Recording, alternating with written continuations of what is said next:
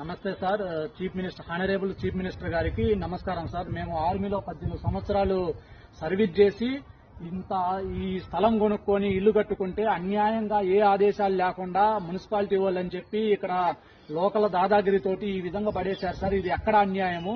అసలు ఏంటి? అంతకాడికి మమ్మల్ని బార్డర్లో చనిపోయినా బాధ ఉండదు కానీ ఎంత అన్యాయం జరిగిన తర్వాత మేము ఏ విధంగా సర్వీస్ చేయాలనేది మీరే మాకు చెప్పాలి, న్యాయం చేయాలి. అసలు ఎవరు దీనికి అంతటికి కారణం ఎవరు, ఎందుకు చేశారు, ఏ కోర్టు నుంచి ఆదేశం వచ్చింది, ఇది పడగొట్టి వేరే వాళ్ళకి ఇవ్వమని చెప్పి ఏ కోర్టు నుంచి ఆదేశం వచ్చింది?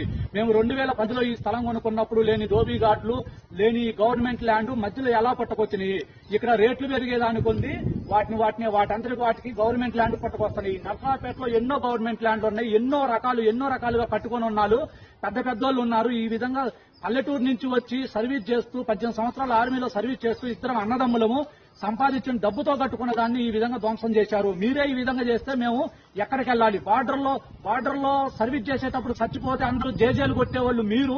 ఇప్పుడు మాకు ఈ విధంగా అన్యాయం చేస్తే మేము ఎవరికి చెప్పుకోవాలి? ఎక్కడ పోయినా రోజులు గడిచిపోతున్నాయి. 10 రోజులు మాత్రమే మాకు లీవ్ ఇస్తున్నారు, 15 రోజులు లీవ్కి వస్తున్నారు.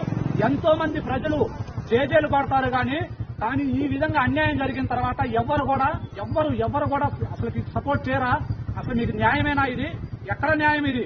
మేము 18 సంవత్సరాలు సర్వీస్ చేసి సంపాదించుకున్న ఆస్తిని, మా పిల్లల కోసం సంపాదించుకున్న ఆస్తిని అంతకాడికి మాకు ఇక్కడే మా గుంతలు తీసి మమ్మల్ని బొక్కలో పెట్టినా కూడా మాకు బాధ ఉండదు. కానీ మీరు ఇంత అన్యాయం చేశారు కాబట్టి మాకు న్యాయం చేయాలి.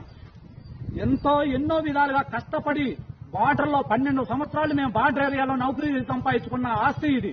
దాన్ని ధ్వంసం చేశారు. మా పిల్లల కోసం ఏదో సిటీ పెరుగుతుంది, పిల్లల చదువు కోసం అని కష్టపడి సంపాదించుకున్న ఆస్తి. మీరు ఎంతో మంది జవాన్లు, ఎంతో మంది ప్రజలు, ఆర్మీ వాళ్ళకి అంత సపోర్ట్ చేసేవాళ్ళు మీరు మాకు ఈ విధంగా సపోర్ట్ చేయలేరా? అసలు ఈ విధంగా జరిగితే ఎవ్వరు ఒక ప్రశ్న కూడా అడగరా?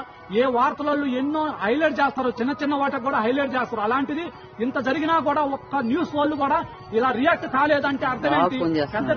పెద్ద రాజకీయ నాయకులు ఇలా ఉన్నారా? అసలు ఏంటి?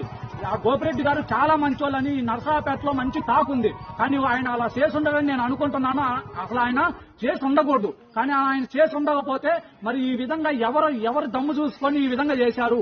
ఏ కాగితాలు లేకుండా ఎవరు ఆధారంగా చేశారు? మున్సిపాలిటీ వాళ్ళు వచ్చేసి ఇప్పుడు మేము చేయలేదామంటున్నారు. ఇప్పుడు ఎవరు చేశారనేది మాకు కనుక్కొని వాళ్ళకి శిక్షించి మాకు న్యాయం చేయాలి. జై హింద్, జై భారత్.